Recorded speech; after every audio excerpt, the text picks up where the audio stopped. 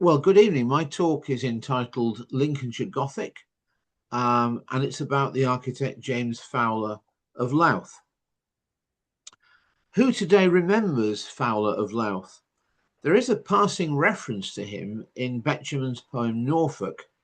It's about a fictional church, and there is a line where Betjeman says, Fowler of Louth restored it, which may possibly be a bit of a dig because often in the 20th century, when Betjeman was writing, Fowler tended to be accused of over-restoration. It's also, as a side note to that, rather odd that he appears in a poem entitled Norfolk, because there's no record of him working in the county at all. He restored or rebuilt more than 100 churches in his lifetime. All except 14 of them were in Lincolnshire. There's no record of any in Norfolk. The vast majority of his 24 new churches were also Lincolnshire ones. However, be that as it may. The plaque, by the way, there, that is his memorial in the church in Louth, which we're going to come on to later, Louth in Lincolnshire. So, who was James Fowler? Well, Lincolnshire was actually his adoptive county. He was born in Lichfield, Staffordshire, in 1828. He moved to Louth at the age of 20 to work for the county surveyor. And once he was there, he stayed until his death in 1892. Over a 38-year career, his output was considerable. In total, both secular and religious, more than 210 buildings, which he either designed or restored. It's been claimed for him that he brought brick back into fashion. His biographers, David Kay and Sam Scorer, who wrote what I'm, as far as I'm aware, is the only biography of him which came out in the early 1990s, they suggested that he was responsible for the number of brickworks in Lincolnshire growing by a third in 30 years. No doubt he played a major part in that, but he wasn't solely responsible. For example, on the banks of the River Trent, this is a church which has no connection with Fowler. This is the now redundant St John the Baptist, Borringham, designed by that other middle-ranking Gothic Revival architect, Samuel Toulon, in the mid-1850s. Toulon also designed the red brick St Mary's New Bolingbroke, not very far away from Fowler's stamping ground of Louth.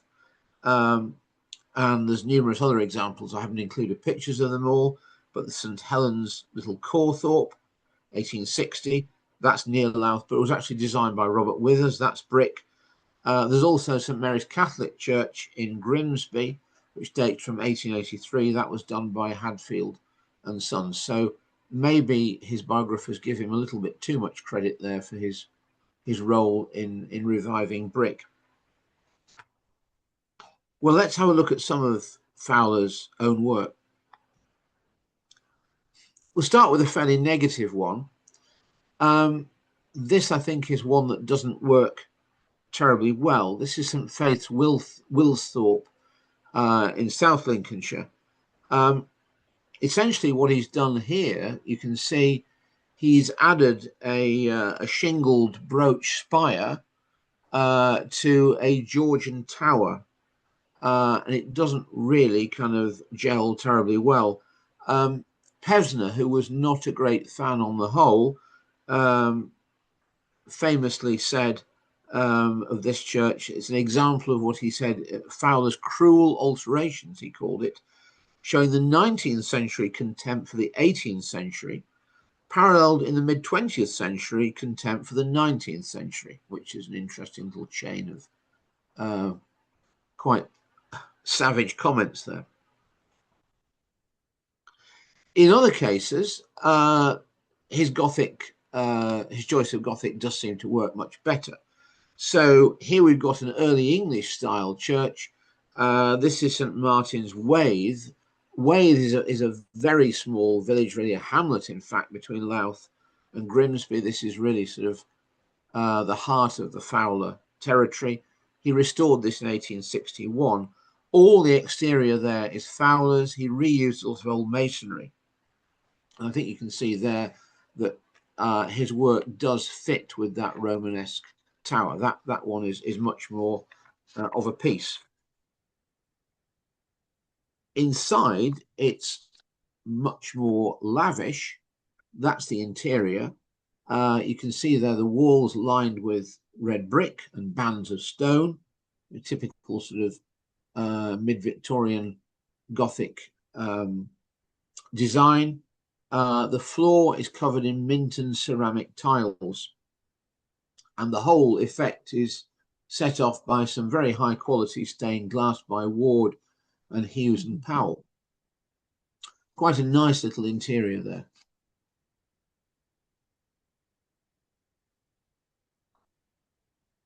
Here's another of Fowler's restorations. This is St James in Louth, which is a great landmark in the county, which makes it into international architectural books.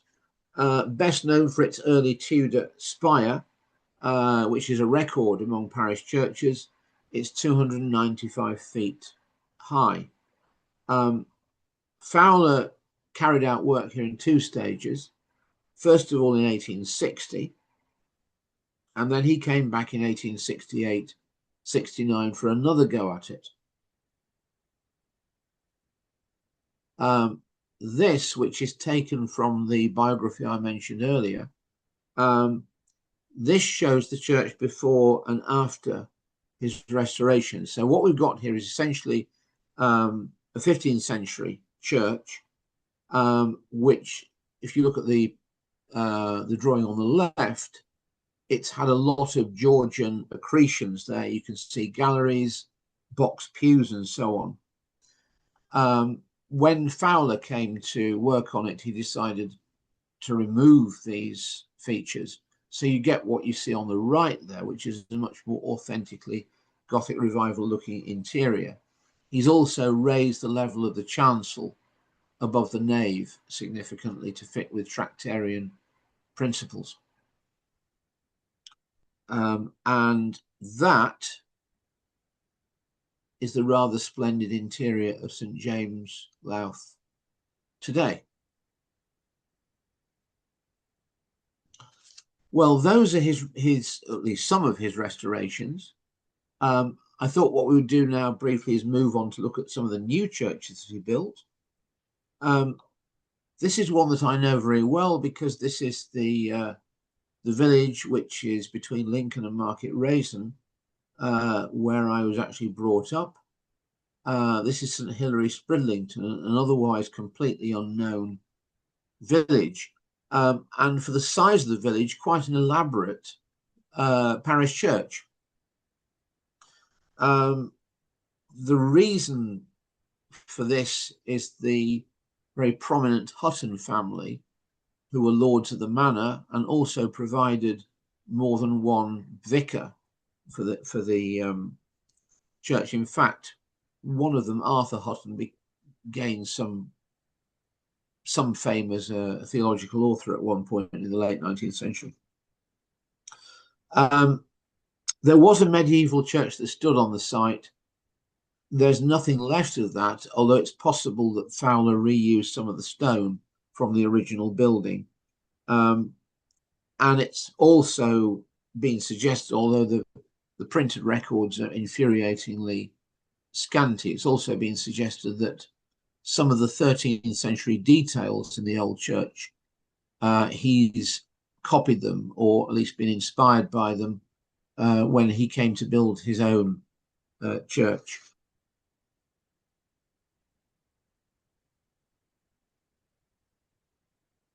Here we've got two drawings, one on the, well, a drawing and a photograph. On the left That was the original plan. It wasn't quite like that when it was finally built. And above, you've got a photograph of the actual church itself.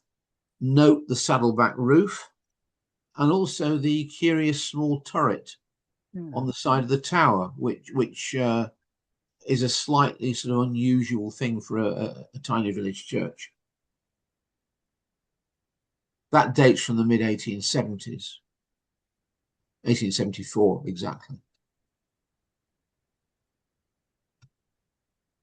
Finally, this is his largest creation and probably his best known one. This is St Swithin's in Lincoln. Pevsner, normally very grudging in his treatment of any Victorian architects, he describes this as without doubt Fowler's most important church. He won a competition to design it in 1868, and the building of it actually took the better part of 20 years. So it's a real kind of mid to late Victorian effort. You've got an early English style here that harmonises very well with the cathedral, which stands on the skyline within sight of the church.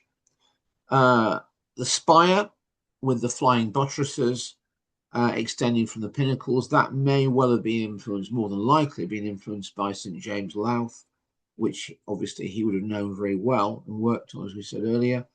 The windows have got 1300 style tracery, except on the south side where there's a long row of blank arcading.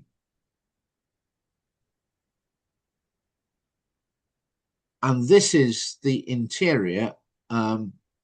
I can't claim that's a current photograph. Sadly, the church is not in use at the moment. My understanding is the restoration costs are prohibitive and the congregation have moved out. It's the roof that's the main issue there. And there's no definite date for the congregation returning, which is a great shame, but it's such a large building. So what are we to make of Fowler, to sum him up? Well, as with any Victorian Gothic architect, a great deal depends, of course, on personal taste.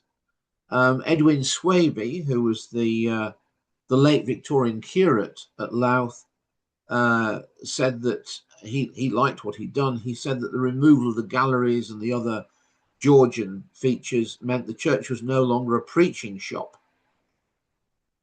In the Shell Guide to Lincolnshire, Thorold and Yates describe it as an empty shell, heavily restored in late Victorian times with undistinguished windows, encaustic tiles, alabaster reredos, and so on, by the late James Fowler of Louth, who altered so many North Lincolnshire churches to his own taste and that of his time.